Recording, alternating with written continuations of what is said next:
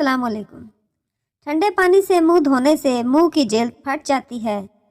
چاول کھا کر فوراً پانی نہ پئیں، اس سے پیٹ پھول سکتا ہے۔ ناپاکی کی حالت میں کھانا بنانے سے گھر میں غربت آتی ہے۔ کم عمر میں شادی کرنے سے بڑھاپا جلدی نہیں آتا۔ حمل کے دوران گرم چیزیں نہیں کھانی چاہیے، اس سے پیدا ہونے والا بچہ کمزور ہوتا ہے۔ دانتوں سے ناخن کاٹنے سے نظر کمزور ہوتی ہے۔ شام کے وقت جھاڑو لگانے سے برکت چلی جاتی ہے۔ صبح سویرے لیٹ اٹھنے سے گھر سے برکت چلی جاتی ہے۔ نہار منہ کیلا کھانے سے ذہنی دباؤ اور بے چینی ختم ہو جاتی ہے۔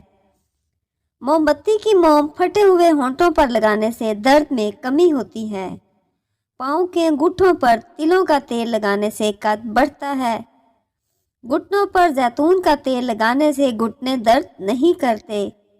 مکھن میں ساگ پکا کر کھانے سے رات کو بار بار پیشاب آنا بند ہو جاتا ہے۔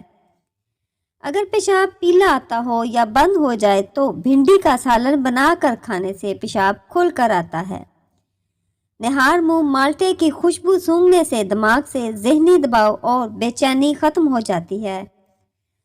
سر پر تیل کی بجائے گھی لگانے سے دماغ کو طاقت ملتی ہے۔ ناف میں ٹوتھ پیسٹ لگانے سے کبھی پیشاب میں انفیکشن نہیں ہوتا۔ سر کے بال جھڑ رہے ہوں تو رات کے وقت اچار والا تیل سر پر لگائیں۔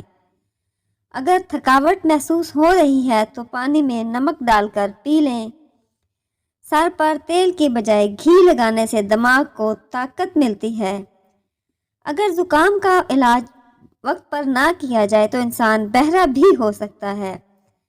الٹے پاؤں چلنے سے موٹاپا کم ہوتا ہے۔ اگر ہونٹ پھٹ رہے ہیں تو دودھ کی بالائی ہونٹوں پر لگائیں۔ نظر کمزور ہو رہی ہو تو نہار منہ گاجر کھائیں۔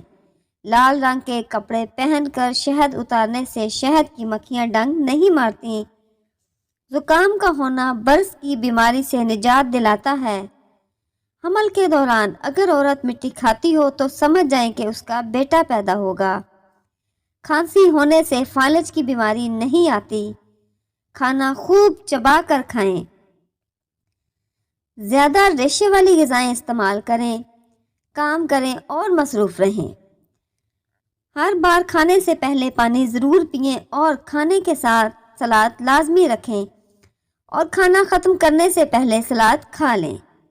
غصے سے پرہیز کریں، زیادہ غصہ کرنا موٹاپے کا موجب ہے۔ آہستہ آہستہ وزن کم کرنا بہتر ہے بجائے اس کے یکسر کیا جائے۔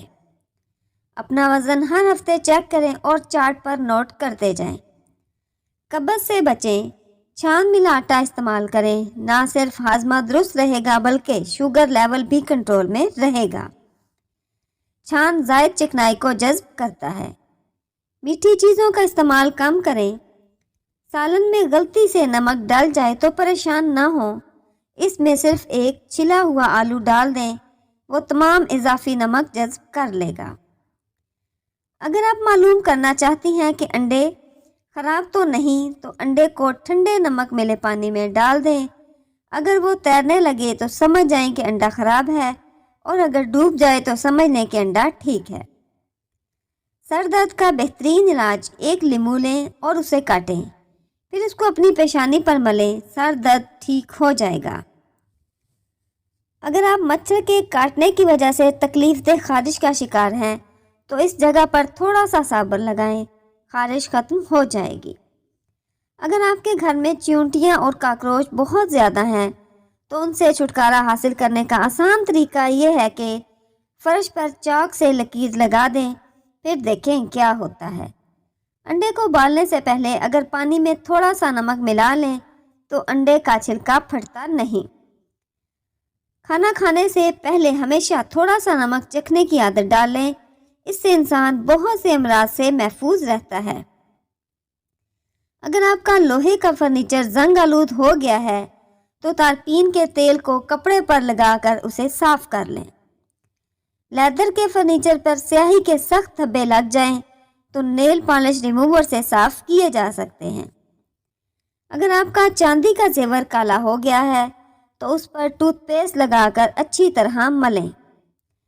अगर लीमू का रस ज़्यादा हासिल करना चाहते हैं तो इसे ओवन में हल्का सा गर्म कर लें या फिर गर्म पानी में कुछ देर के लिए रख दें। घर में बची हुई कॉफ़ी को ज़ाया करने की बजाय लॉन में पौधों में डाल दें। ये बहुत अच्छी खाद का काम करती है। फ्रिज से अगर सब्जियों और फलों की बू ख़त्म करना हो तो इसमें एक लीमू काट कर रख दें या फिर एक अदद बुझा हुआ कोयला रख दें। बरसात के मौसम में बिस्तर और गद्दों वगैरह को सीलन से बचाने के लिए टैल्कम पाउडर इस्तेमाल करें। गद्दे पर थोड़ा सा टैल्कम पाउडर छिड़क कर इस पर बेडशीट बिछाई जाए तो गद्दे नमी से महफूज रहेंगे।